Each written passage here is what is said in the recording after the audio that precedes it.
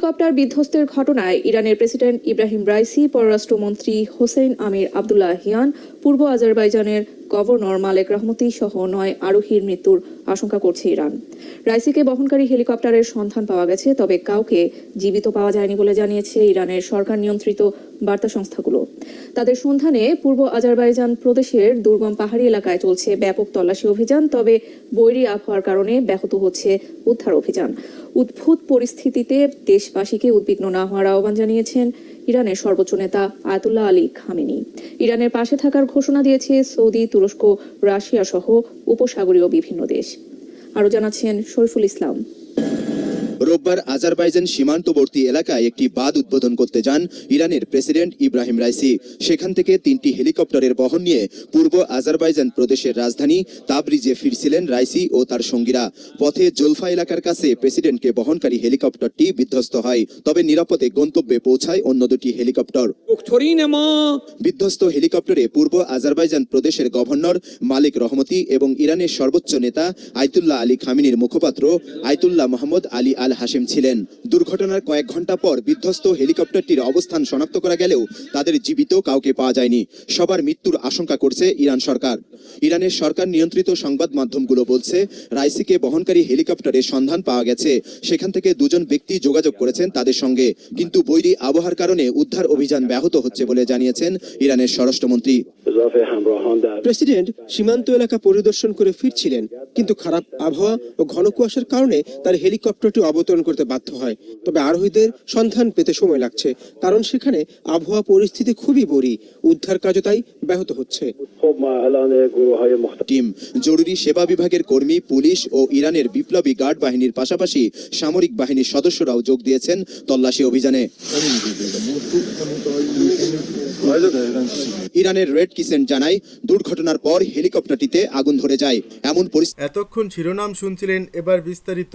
প্রিয় দর্শক, আপনি যদি এই চ্যানেলে নতুন হয়ে থাকেন, ভিডিওটি দেখতে দেখতে চ্যানেলটি সাবস্ক্রাইব করে আমাদের সঙ্গেই থাকুন। আর এই ভিডিও সম্পর্কে আপনি আপনার মূল্যবান মতামতটি কমেন্ট বক্সে জানিয়ে দিন। আর হ্যাঁ প্রিয় দর্শক, জানিয়ে দিন ভিডিওটি কোথা থেকে দেখছেন। পরিস্থিতিতে জরুরি বৈঠক করেছেন দেশটির মন্ত্রিসভার সদস্যরা। উদ্ধার অভিযান জোরদার করতে দুর্ঘটনাস্থলে গেছেন ইরানের বিপ্লবী গার্ডের প্রধান। দুর্ঘটনার পর জাতির উদ্দেশ্যে দেয়া ভাষণে প্রেসিডেন্টকে জীবিত ফিরে পাওয়ার আবেদন এবং জনগণকে উদ্বিগ্ন না হওয়ার আহ্বান জানিয়েছেন দেশটির সর্বোচ্চ ধর্মীয় নেতা আয়াতুল্লাহ আলী খামেনি। মহান সৃষ্টিকর্তা আমাদের প্রিয় প্রেসিডেন্ট ও তার সঙ্গীদের সুস্থ শরীরে ফিরিয়ে দেবেন সেই প্রার্থনা করছি। দেশবাসী, আপনারা উদ্বিগ্ন হবেন না, আমাদের রাষ্ট্র পরিচালনায় কোনো বিঘ্ন ঘটবে না। ইব্রাহিম রাইসিকে বহনকারী হেলিকপ্টার বিধ্বস্তের ঘটনায় উদ্বেগ জানিয়েছে সৌদি আরব, রাশিয়া, তুরস্ক, সংযুক্ত আরব আমিরাত, কাতার, ইরাক সহ আরও অনেক দেশ। উদ্ধার অভিযানে সহায়তা করতে 32 সদস্যের উদ্ধারকারী দল পাঠিয়েছে তুরস্ক। এদিকে মর্মান্তিক এই দুর্ঘটনার পর শোকে স্তব্ধ হয়ে গেছে গোটা ইরান। প্রিয় প্রেসিডেন্টকে জীবিত ফিরে পেতে প্রার্থনায় মশগুল দেশবাসী।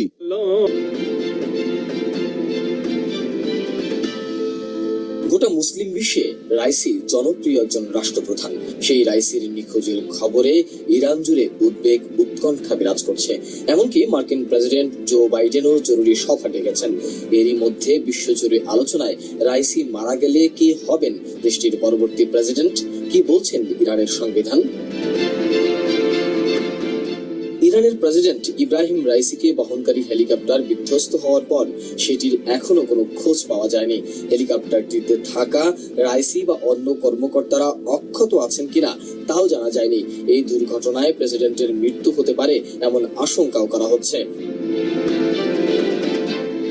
উদ্ধারকারীরা বিধ্বস্ত হওয়া হেলিকপ্টারের কাছাকাছি পৌঁছেছে বলে খবর প্রচার করছে স্থানীয় গণমাধ্যমগুলো।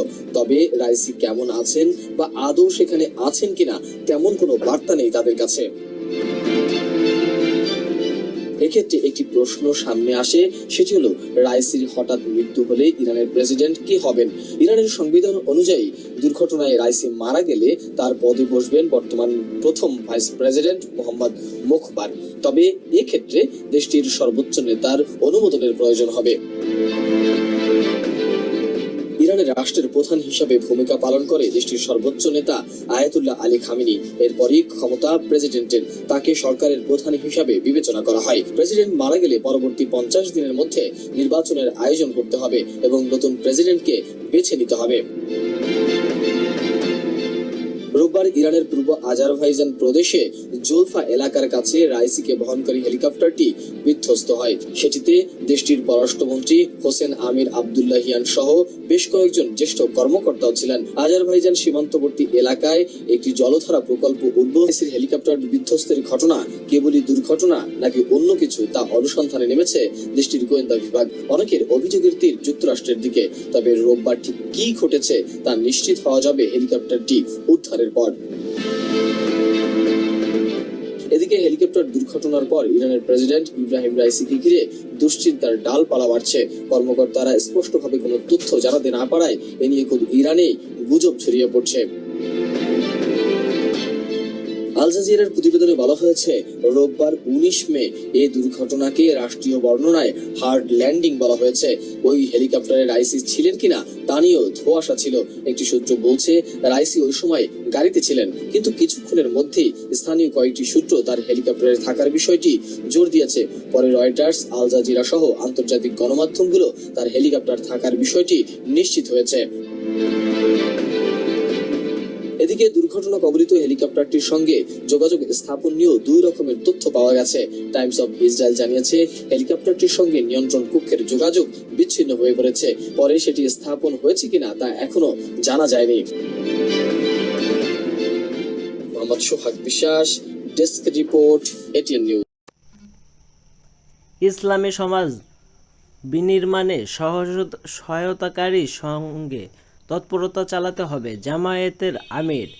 বাংলাদেশ জামায়াত ইসলামী দেশের নেতৃত্ব গঠনে সৎ ও দক্ষ লোক তৈরির কাজ করে যাচ্ছে জানিয়ে দলের আমির ডক্টর শফিকুর রহমান বলছেন, আমাদের এই প্রিয় জন্মভূমিকে নেতৃত্ব দেওয়ার জন্য একজন সৎ ও দক্ষ লোকের প্রয়োজন। প্রত্যাশিত ইসলামী সমাজ বিনির্মাণের জন্য দায়িত্বশীলদের পাগলপাড়া হয়ে আল্লাহর ওপর ভরসা করে সাহসিকতার সাথে ময়দানে তৎপরতা চালাতে হবে। হযরত হানজালার মতো বিপ্লবী চরিত্রকে ধারণ করতে হবে। তিনি বলেন, রাজধানীর একটি রাষ্ট্রের হৃৎপিণ্ড। যারা রাজধানীতে শক্তিশালী অবস্থান ধরে রাখতে পারবে তারাই দেশের নিয়ন্ত্রণ নিয়ে জাতিকে নেতৃত্ব দেয়। তাই ঢাকা মহানগরী দক্ষিণের নেতাকর্মীদের রাজধানীতে ইসলামী আন্দোলনের ভিত্তিতে আরও মজবুত করতে হবে। রাজধানীর বুকে মাথা উঁচু করে দাঁড়াতে হবে। গভীর রাতের পরে সুবহে সাদিকের আবহাওয়া দেখা যাচ্ছে। জাতির মুক্তির সূর্য উদিত হবেই ইনশাল্লাহ। শুক্রবার রাজধানীর একটি মিলনায়তনে বাংলাদেশ জামায়াত ইসলামী ঢাকা মহানগরী দক্ষিণের উদ্যোগে আয়োজিত থানা আমির ও বিভাগীয় সভাপতি এবং সেক্রেটারিদের নিয়ে দিনব্যাপী কর্মশালা প্রধান অতিথির বক্তব্যে তিনি এসব কথা বলেন।